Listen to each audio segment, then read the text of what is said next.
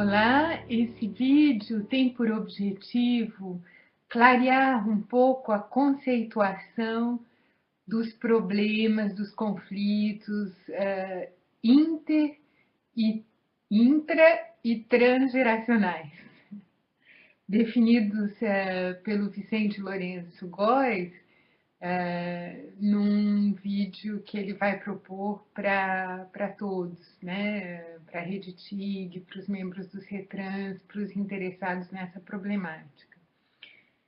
Eu gostaria de entrar na parte mais propriamente filosófica dessa questão premente dos conflitos intra, inter e transgeracionais. Por que a abordagem inter e transgeracional constitui uma visão inovadora dos problemas de formação e gestão no Brasil? Normalmente, quando a gente estuda um problema no âmbito da educação, no âmbito da gestão, e transfere esses estudos para outros campos de forma transdisciplinar, a gente estuda as relações dos sujeitos entre si, das pessoas entre si, do sujeito a seu objeto de conhecimento, mas a gente não contextualizamos, não vislumbramos toda a situação inter e transgeracional. E, no entanto, no Brasil, nós herdamos de uma série de dificuldades inter e transgeracionais, como intergeracional, a questão do patriarcado, e transgeracional, a questão do colonialismo. Na medida em que é uma relação de uma geração para outra, e trans, na medida em que é uma relação que atravessa as gerações. Então, a questão do patriarcado na escola é um pouco a questão do pater-famílias, do modelo familiar, do modelo hierárquico, que nós temos muito e que Paulo Freire denunciou como sendo um modelo de educação bancária, o aluno é passivo e ele meramente recebe os conteúdos que a gente vai depositando de forma vertical, hierárquica e um pouco arbitrária, sem diferenciar, sem problematizar a educação, sem questioná-la, sem encontrar argumentos para explicar para os alunos por que a gente está tendo determinado tipo de visão, ou determinado tipo de proposta. Quer dizer, não é um modelo dialógico, um modelo patriarcal, é um modelo familiar. Aliás, Paulo Freire dizia, professor é assim, tia não. Né? Quer dizer, não se trata de ter uma relação vertical, hierárquica, e que assenta uma dominação, mas uma relação que permite que a pessoa possa, pouco a pouco, conquistar pela educação a sua autonomia, a sua liberdade de pensar por si próprio, a sua responsabilidade de assumir suas escolhas e de inserir num contexto de cidadania. Então, esse modelo patriarcal, ele intergeracional, ele tem uma influência nas escolas e nas empresas. E ele não está aí por acaso, nós herdamos desse modelo patriarcal porque nós temos uma estrutura de funcionamento pela nossa história neocolonial, uma estrutura de funcionamento do proprietário, do dono, daquele que manda, e os outros obedecem, né? E não há realmente uma relação reflexiva, uma relação dialógica entre os líderes e as pessoas que vão se implicar na elaboração, na realização da tarefa proposta, o que é muito diferente, né? Ter uma relação dialógica ou ter uma relação vertical, arbitrária, e que tem uma história para nós, né? E eu penso nessa história que ainda se tece nas escolas, nas empresas, e essa dificuldade da implementação de um discurso dialógico, reflexivo, democrático, no seio das organizações escolares, mas também nas administrações. Então, esses seriam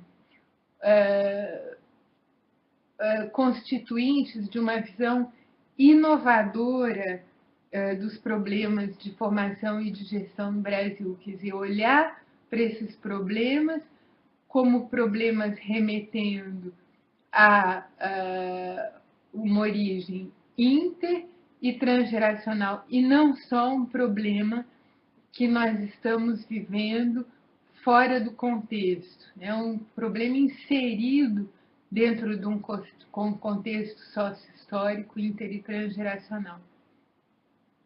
Não dá para a gente analisar assim, é um problema entre X e Y. Esses dois não se entendem, mas esses dois não se entendem porque eles têm uma forma de funcionamento extremamente diferente. Um quer uma forma mais democrática, mais aberta, mais dialógica, mais reflexiva, e o outro está perpetuando uma tradição patriarcal e neocolonialista. Então, a minha segunda pergunta é: podemos falar de fato de problemas que são transmitidos de geração a geração, quase como são transmitidos? Sim, existem pesquisas de situações de traumas transmitidos transgeracionalmente, de doenças genéticas transmitidas transgeracionalmente, quer dizer, existe uma série de dificuldades que podem ser dadas, um problema, por exemplo, de um trauma de guerra ou de ditadura, no nosso caso, é sofrido pelo pai e que vai ser herdado pelo filho, né? Um pânico, um medo da autoridade, no caso, se o pai foi exilado, torturado, isso vai marcar profundamente os filhos que não vivenciaram a situação diretamente, mas que vão sofrer também dos medos, das angústias, das dificuldades frente, por exemplo, a uma autoridade arbitrária de inibição, de fuga, de evitamento, como foi vivido pela família que sofreu durante a ditadura. Então, existem traumas que podem ser transmitidos de forma transgeracional. Ou uma doença, por exemplo, uma avó que foi anoréxica, transmitiu para a mãe esses comportamentos anoréxicos, que vai transmitir para a neta esses comportamentos anoréxicos. Isso falando mais no âmbito da saúde do que no âmbito do grupo. Então, de um ponto de vista filosófico, se a gente quer realmente resolver um problema, nós precisamos situar esse problema, que ele seja um problema pessoal, que ele seja um problema psicológico, social, ambiental, olhar como esse problema tem sido tratado. Continuando, então, a segunda pergunta era: Podemos, de fato, falar de problemas que são transmitidos de geração a geração, quais como são transmitidos? Sim, e é preciso realmente rever a pesquisa em educação e gestão, a nossa pesquisa transdisciplinar, à luz da percepção inter e transgeracional de um problema. Isso vai ser decisivo para a forma como nós vamos evoluir para a terceira pergunta, que é possível, numa geração, romper com cadeias de problemas inter e transgeracionais? Como? Então, se nós temos esses problemas, a primeira questão é identificar a natureza do problema, que é esse nosso primeiro trabalho.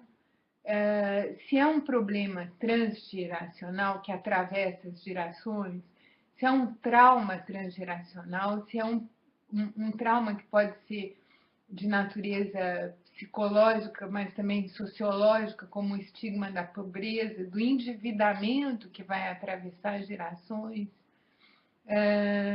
se é um problema ambiental de sustentabilidade, quer dizer, uma conduta que tem por consequência danificar o meio ambiente. Como é que é possível agir sobre esse problema inter e transgeracional para resolver? Bom, o que nós temos pesquisado a partir de vários modelos populacionais é que sim é possível romper com um problema inter e transgeracional. Não só através do diálogo, não só através, mas através de reivindicações, através de mudanças de conduta, tendo em vista um conceito novo, que é o conceito de equidade intergeracional, e nós poderíamos falar de equidade transgeracional. Por exemplo, nós estamos num momento histórico no Brasil em que nós vamos decidir se nós vamos ir para um modelo que é um modelo econômico mais sociodemocrático, dando mais poder ao Estado para cuidar da saúde e da educação, como o modelo sueco, ou se nós vamos trabalhar no sentido de um modelo norte-americano de economia neoliberal, no qual são as pessoas que vão custear de forma privada a saúde e a educação. Nós temos que escolher entre esses tipos de sociedade. Em geral, as pessoas de baixa renda necessitam do apoio do governo, do apoio do Estado. Então, para elas, a escolha meio que está feita. As pessoas de alta renda podem custear os cuidados médicos, a educação. Quem fica, na realidade, com a responsabilidade da decisão é a classe média, que pode optar por um modelo ou por outro, que pode optar por um modelo mais sociodemocrático ou por um modelo mais neocapitalista. Então, uma das questões que nós vimos em conjunto é que sim, nós podemos romper com problemas inter e transgeracionais na maneira como uma geração vai escolher um modelo político, socioeconômico que vai direcionar um país. E a forma como ela vai escolher, se posicionar, vai ser decisiva, né? Esse trabalho geracional vai ser decisivo para gerações futuras.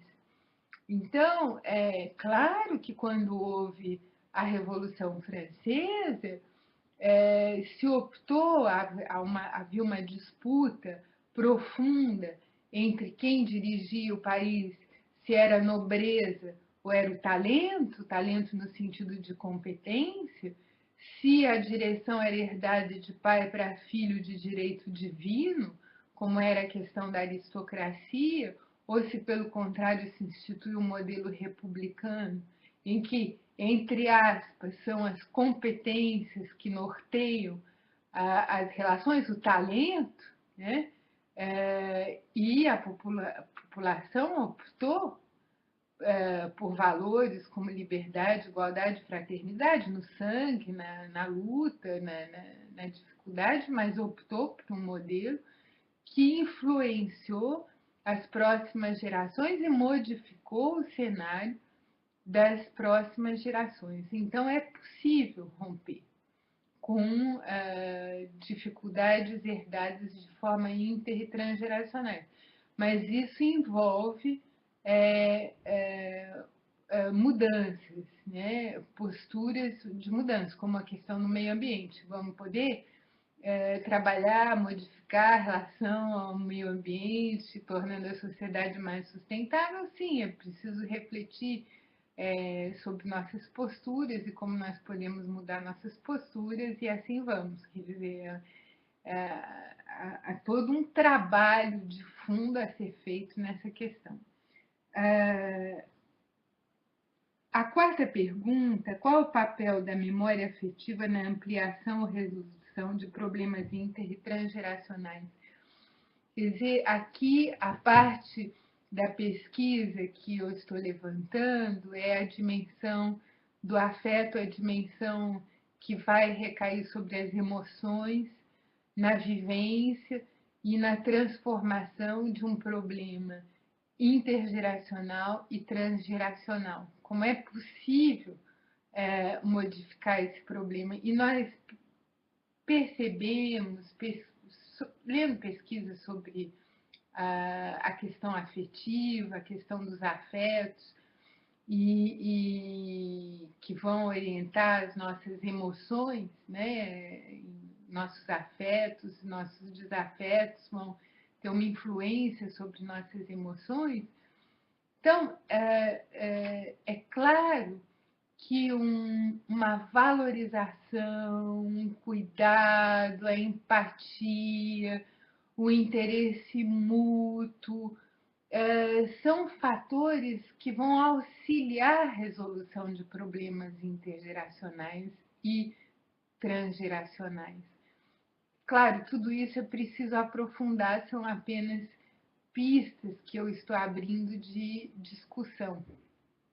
Mas o que nós temos na nossa memória afetiva, por exemplo, se ao longo da história pessoal de uma pessoa que está com dificuldades, podem ser todo tipo de dificuldades de saúde, financeira, na escola, na universidade, se essa pessoa foi educada de forma autoritária, inibidora, só se ela for muito resiliente, ela vai conseguir superar os traumas transgeracionais que ela viveu. Mas, na realidade, é possível que ela tenha uma série de dificuldades. Mais fácil, mais confortável, se essa pessoa tiver um apoio afetivo da família, dos amigos, um carinho, uma empatia e, sobretudo, um interesse, né? Porque o desinteresse, a indiferença, o fato de ostracizar alguém, de fazer como se essa pessoa não existisse, pode ser algo extremamente difícil no desenvolvimento da pessoa, né? Então, existe a parte afetiva, emocional, que vai auxiliar ou dificultar a resolução de problemas inter e transgeracionais. A quinta pergunta é: qual a relação entre a metodologia inter e transdisciplinar, os conhecimentos oriundos da tradição e a resolução de problemas inter e transgeracionais?